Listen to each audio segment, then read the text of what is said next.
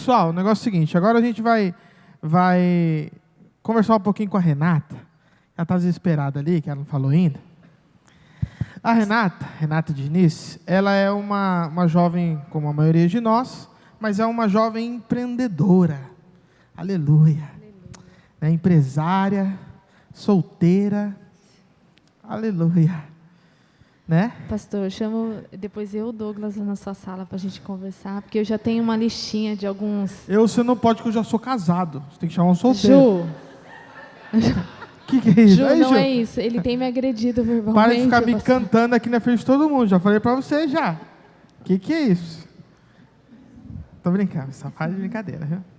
É o seguinte, eu queria que, conversando com a Renata, que você relatasse um pouquinho dessa experiência, de como foi, como que você decidiu, né, parar de trabalhar para os outros e trabalhar para você mesmo. Um pouquinho dessa experiência para nós jovens, porque acho que isso aí é um desejo que tem dentro muito dos nossos corações, mas eu acho que nem todo mundo é capacitado, eu acho que tem uma estrutura para ser um patrão, deixar de ser um funcionário e ser um patrão, né? Conta um pouquinho para a gente disso aí. Boa noite, pessoal. Paz do Senhor para vocês. Bastante coisa. O Douglas falou que o tempo é curtinho, né, para falar, mas eu posso dizer que ao longo desses anos, assim, até chegar onde a gente chegou hoje, são muitas experiências com o Senhor, né?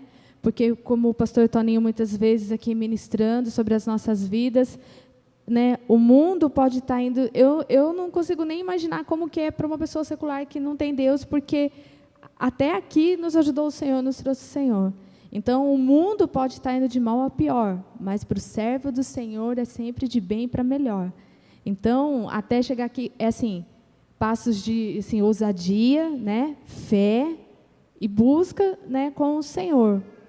E muita assim, atitude, né, iniciativa. Tem uma frase secular de um escritor, é o Roberto Chiniachi, acho que o irmão Wagner deve conhecer, né, que ele fala assim, que quem quer fazer alguma coisa encontra um meio, e quem não quer fazer nada encontra uma desculpa.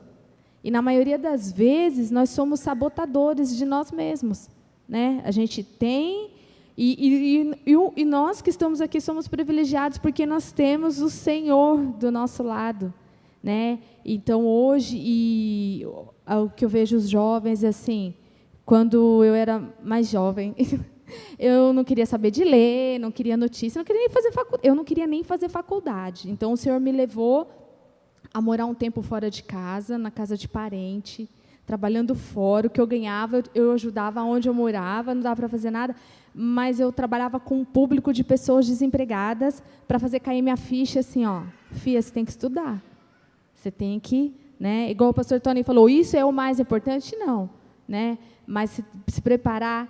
Aí a gente voltei para São José, tudo, fui fazer faculdade.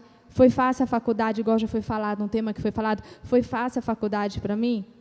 Igual a Thaís falou, né, Thaís? Batalhou lá, documento, papelada. Muitas vezes, às vezes, como na casa do Senhor a gente não está disposto a pagar o preço, na nossa vida lá fora a gente não está disposto a pagar o preço. Faculdade foi suado, porque, assim, eu não tinha condições de pagar, eu só tinha o dinheiro para a matrícula, né? Só para a matrícula. Eu falei assim, como eu vou pagar a mensalidade do mês seguinte? E mesmo assim eu não desisti. Recebi um não da Univap e comecei lá a mandar e-mail, correr atrás, bater na porta, até que a porta abriu. Eu consegui por 2 anos. Aí eu comecei a trabalhar estagiária, o estágio, o salário melhorou um pouquinho. O que aconteceu? Eles cortaram minha bolsa. Desisti, vou parar de estudar. Não, eu vou trabalhar assim. Eu vou trabalhar 2 meses, pagar 1 e vou pagando até terminar a faculdade. E muitas vezes as pessoas, nesse caso, param a faculdade. Né? Então, eu estou contando só um pouquinho disso para os jovens verem que, às vezes, hoje, a gente tem que pagar o preço em algumas coisas e a gente não está disposto a isso. E, às vezes, a gente subestima demais. Por exemplo, o meu sonho, eu queria ser diretora numa empresa, o pastor Toninho, que já ocupou cargos, né? Diretora lá nos mandos e desmandos, maravilha, né? E não atende, tem gente para atender o telefone, tudo. Mas, assim...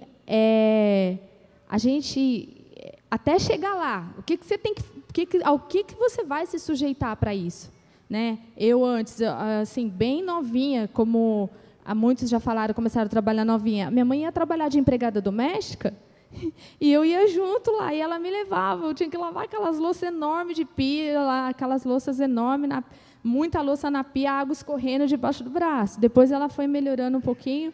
Aí houve uma época, antes de eu ir para São Paulo, trabalhar fora, que eu fui trabalhar como... que eu não conseguia emprego, não conseguia trabalhar. Sabe do que eu fui trabalhar? De vendedora de Yakult de porta em porta, carregando aquele carrinho pesado. Eu saía lá do parque, ia parar lá no Terras do Sul, Jardim Sul.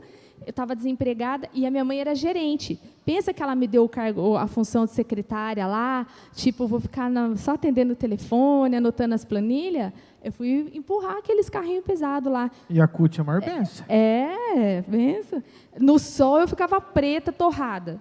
Aí, quando estava chovendo, molhada inteira, lama, porque nessa época o Terras do Sul, Jardim Sul, não era asfaltado. Então, irmãos, assim, estou contando para vocês aqui, na verdade, não é para todo mundo que a gente sai contando, a pastora Elza, a gente conversa bastante, a gente não abre essas experiências, mas não é para ensoberbecer, para vanglórias, mas para ver que, às vezes, para chegar em determinados lugares, igual candidatos, a gente que faz muita entrevista com candidatos, aí muitas entrevistas que às vezes os candidatos vão, tem as pegadinhas, e chega lá e fala assim, olha, mas você vai ter que limpar a mesa, um exemplo, limpar a mesa e servir cafezinho.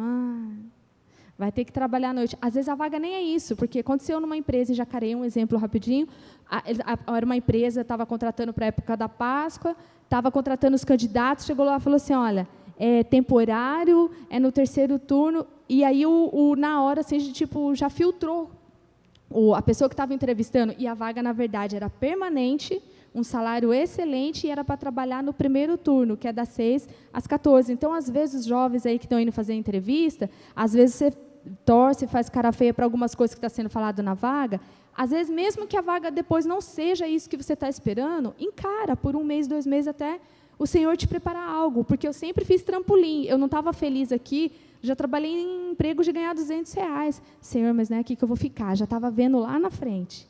Né? Aí, com toda essa experiência, passou, fiz estágio na Sebrae, aí o Senhor preparou de estar trabalhando como gerente na Pink Biju, por 2 anos em Jacareí, indo e voltando, comércio, os irmãos sabem como que é, domingo, né?